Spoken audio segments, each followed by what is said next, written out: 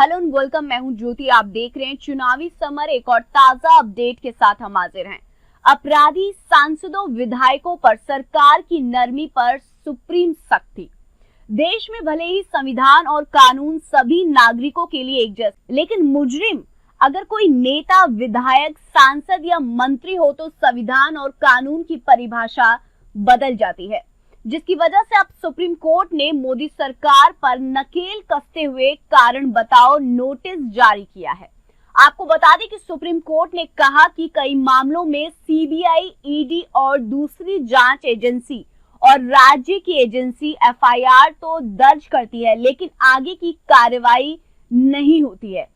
वहीं कोर्ट ने सख्ती दिखाते हुए ये भी पूछा कि केंद्रीय एजेंसियों के पास जो मामले हैं उसमें कई मामले 2-3 दशक से मामले लंबित हैं, तो इस क्षेत्र में सरकार क्या कर रही है।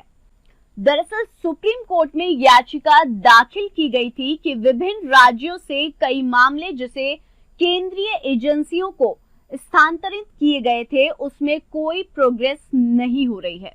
खासकर तेलंगाना, मध्य प्रदेश, यूपी समेत कई राज्यों में ऐसे मामले हैं जिस पर केंद्र सरकार का कोई भी ध्यान नहीं है, जिस पर कोर्ट मित्र यानी कि अमाइकस क्यूरी ने भी ये कहा है कि सरकार को ऐसे मुकदमों पर ध्यान देने की जरूरत है और कुछ करने की जरूरत है जो नेताओं के खिलाफ है। कोर्ट मित्र ने ये भी कहा कि इससे सरकार की शाख पर भी सवालिया निशान उठते हैं। अंत के सुप्रीम कोर्ट ने ये कहा कि सांसदों और विधायकों पर लंबित आपराधिक मामलों पर कोर्ट विस्तृत आदेश जारी करेगा, जिस पर केंद्र सरकार ने शर्मसार होकर ये कहा कि सुप्रीम कोर्ट की तरफ से एमपी, एमएलए के खिलाफ आपराधिक मामले में सुनवाई जो है वो तेजी लाने की जरूरत है और जो भी फैसला आएगा उस पर सरकार उसका स्वागत करेगी। बता दें कि देश भर में पूर्व और वर्तमान एमपी, एमएलए के खिलाफ लंबित आपराधिक मुकदमों की संख्या 4600 से भी अधिक है। वहीं कई सारे मामले तो 40 साल तक पुराने, यानी कि इतने लंबे लंबे मामले भी जिस पर कार्रवाई अभी तक नहीं हुई है। इन सब के अलावा कई सारे मामलों में अभी तक आरोप तक तय नहीं हो पाए हैं।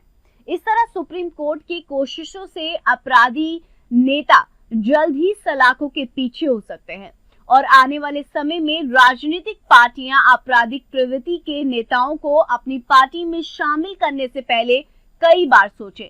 कुल मिलाकर हम ये कह सकते हैं कि सुप्रीम कोर्ट ने मोदी सरकार पर नकेल कसते हुए सीबीआई, ईडी और दूसरी जांच एजेंसी और राज्य की एजेंसियों को और भी ज्यादा मजबूत होने पर जोर दिया है।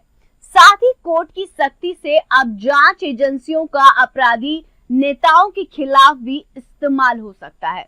तो कहीं ना कहीं बहुत सारी चीजों पर ध्यान दिया गया है। तो इस पर आपकी क्या राय है, आपका क्या ओपिनियन है, आप प्लीज कमेंट सेक्शन में लिखकर हमें जरूर बताएं। Thank you so much. Keep watching today's for more news.